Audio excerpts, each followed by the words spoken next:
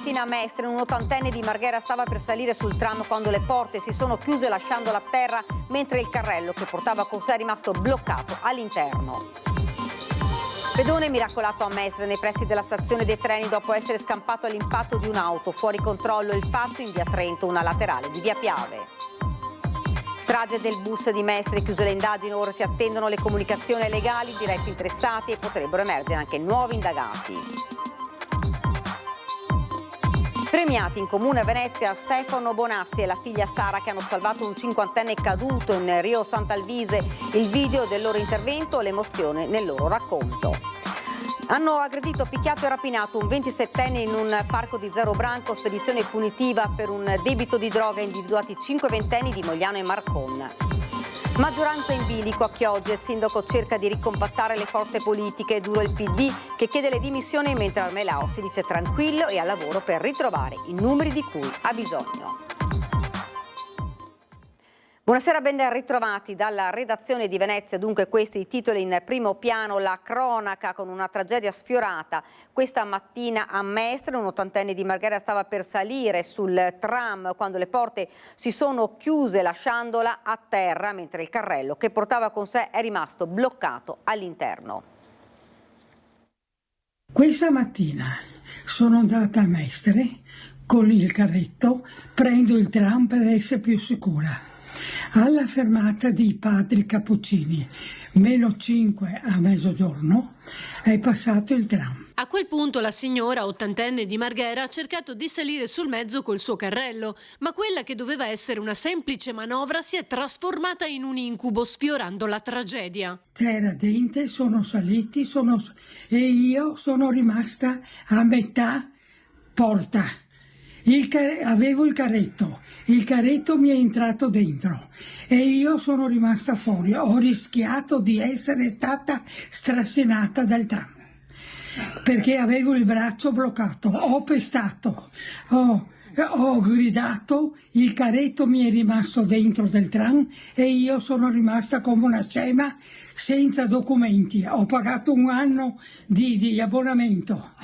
Avevo il telefono dentro al carretto, avevo la spesa, sono rimasta come una cretina. Mentre il tram partiva col carrello della signora, lei è rimasta alla fermata in preda a una crisi di pianto ma anche di rabbia. Ho 80 anni, prendo il tram per essere più sicura e questo è successo stamattina. Io mi chiedo, non c'è nessuno da chiedere dentro.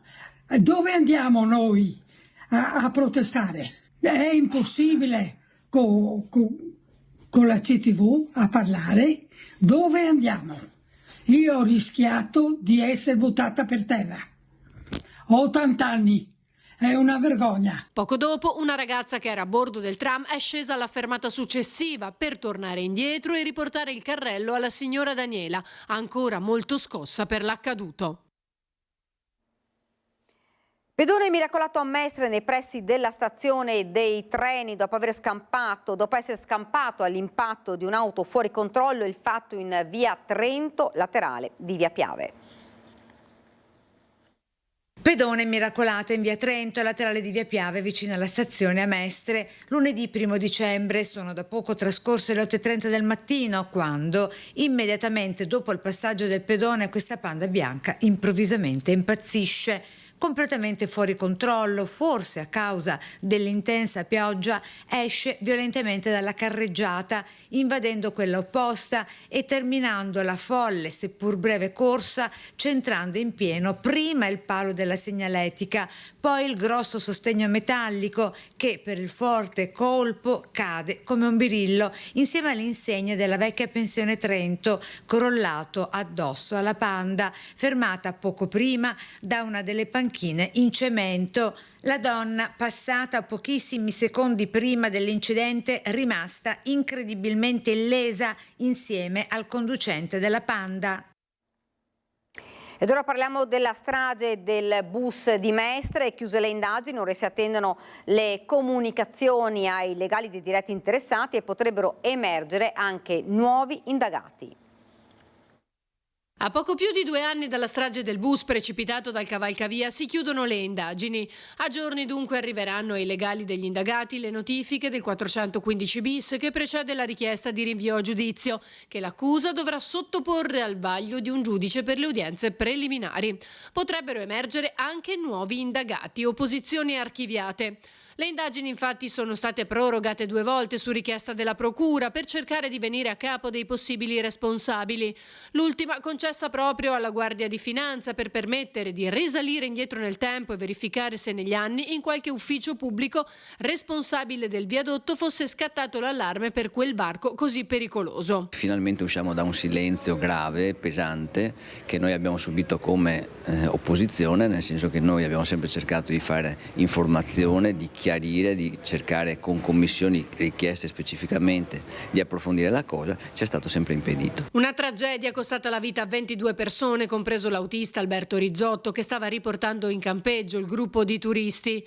L'opposizione in Consiglio Comunale continua a volere risposte. Vogliamo che l'amministrazione si pronunci su quello che sta accadendo, su quello che saranno le scelte fatte e anche che in qualche modo sia allargata la platea di questa tragedia che è rimasta troppo stretta in questi anni. Le indagini avevano anche permesso di individuare nella rottura di un perno dello sterzo la causa dell'improvviso sbandamento del bus. Al momento gli indagati sono l'amministratore delegato della linea a Fiorese, il direttore comunale dei lavori pubblici a Grondi, funzionari del settore viabilità e mobilità di Bussolo e Cesaro. Ed ancora cronaca, le fiamme gialle di Chioggia scoprono una discarica abusiva lungo le chiuse del Brenta, 2 i denunciati. Cimitero di barche nei fondali delle chiuse del Brenta per risparmiare sullo smaltimento. A Chioggia, dopo numerose immersioni, i sommozzatori delle fiamme gialle hanno trovato 9 imbarcazioni affondate, il cui materiale di costruzione, legno, vetro e resina è considerato un rifiuto speciale. Scoperti anche numerosi motori marini e serbatoi di carburante, tutti classificati come rifiuti pericolosi. 8.200 i chili in totale di rifiuti vari nello specchio acqueo davanti all'area demaniale nei fondali, come detto, delle chiuse del Brenta. 2 i denunciati. A Venezia padre e figlia eroi nella notte salvano un 50enne che stava annegando in Rio Sant'Alviso dopo essere caduto in laguna accidentalmente.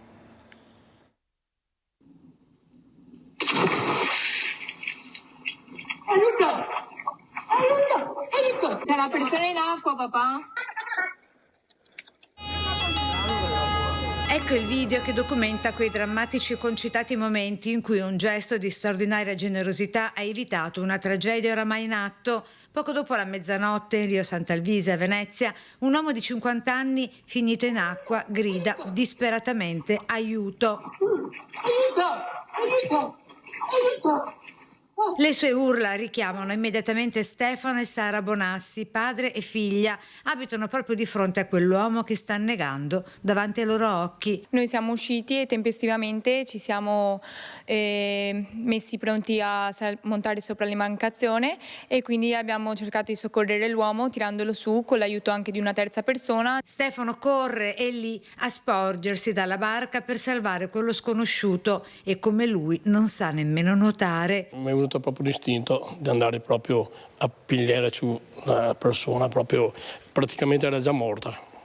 C'aveva già la testa verso l'acqua, le braccia aperte e un attimo l'ho tirato su. Nei giochi del destino la fatalità vuole che quella barca ormeggiata lungo il Rio sia proprio quella dell'assessore Sebastiano Costalonga. Il destino ha voluto che la mia barca fosse lì, per fortuna, perché se era una barca più piccola sicuramente non sarebbero riusciti a fare questo gesto così importante. Il fatto è accaduto nella notte tra mercoledì e giovedì scorso, con il 50enne ancora ricoverato a Venezia per una importante broncopolmonite, ma è vivo e solo questo conta. Padre e figlia veneziani di Sant'Alvise premiati a Cafarsetti proprio dall'assessore Costalonga, che ha voluto riconoscere il loro gesto di straordinario altruismo. Ci sentiamo eroi perché comunque si è ripreso.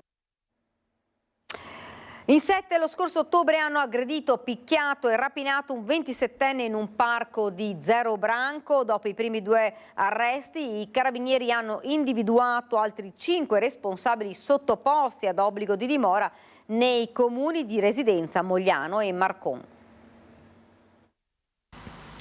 Attirato con una scusa nel parco Baden-Powell di Zero Branco ed aggredito con inaudita violenza da 7 ventenni che l'hanno preso a botte e dopo avergli rubato portafogli e telefono l'hanno costretto a tentare un prelievo in un bancomat poco distante. Vittima della violenta rapina lo scorso 23 ottobre un 27enne del posto di origine marocchina. Protagonisti di quella che a tutti gli effetti si è rivelata essere una spedizione punitiva, verosimilmente per recuperare un presunto debito legato a stupefacenti, 7 ragazzi. Le urla del 27enne avevano allertato dei passanti che hanno chiamato i carabinieri subito arrivati sul posto. 2 degli aggressori sono stati identificati in flagranza di reato. Ora i carabinieri hanno identificato gli altri complici. Si tratta di 5 ventenni residenti tra Mogliano e Marcon. La particolarità dell'attività investigativa che ha brillantemente concluso la stazione di Zero Branco è caratterizzata dal fatto che all'interno dei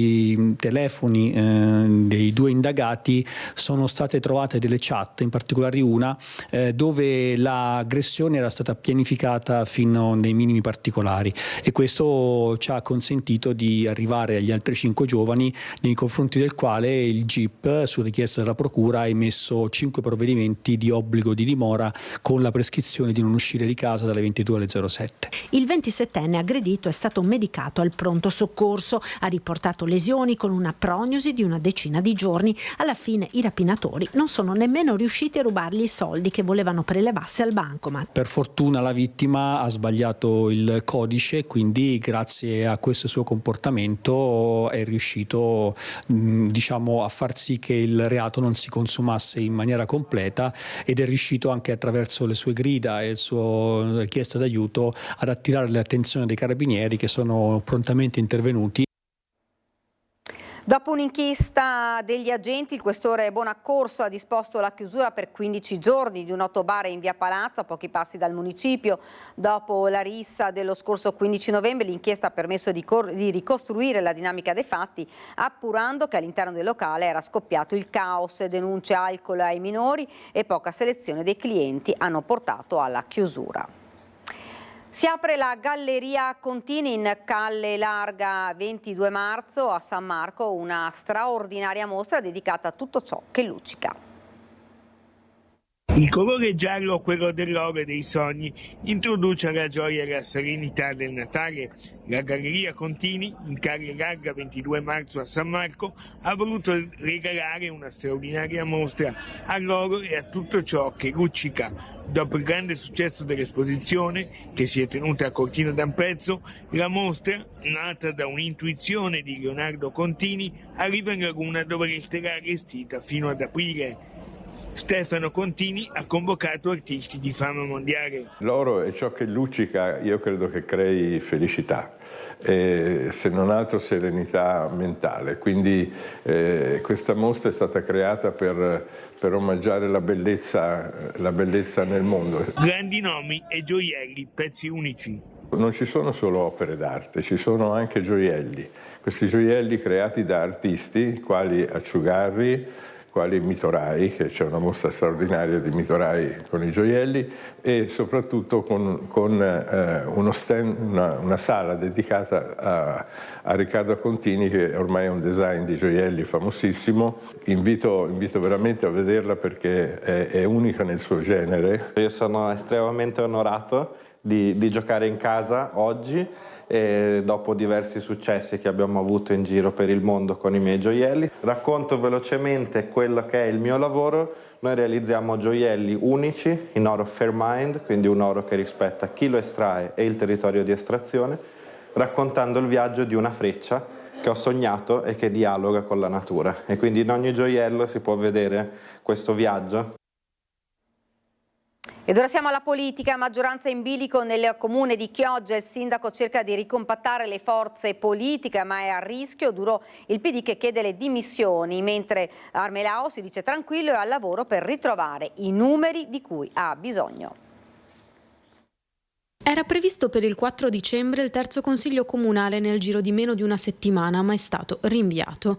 Dopo la riunione Fiume di venerdì scorso, terminata oltre la mezzanotte e posticipata a lunedì, quella che esce dall'interno del comune di Chioggia è una maggioranza che risicata, è dire poco. Motivo per cui il consiglio che si sarebbe dovuto tenere tra poche ore, poi annullato, è diventato l'emblema di come il sindaco Armelau stia prendendo tempo per cercare trattative per ricompattare la maggioranza. Almeno così si vocifera tra i corridoi del municipio di Via del Corso. Crepe che perdurano però da tempo, da quando Energia Civica, entrata in giunta nel 2024 e uscita a ottobre 2025, ha lasciato, e di lì anche tanti vicini al primo cittadino.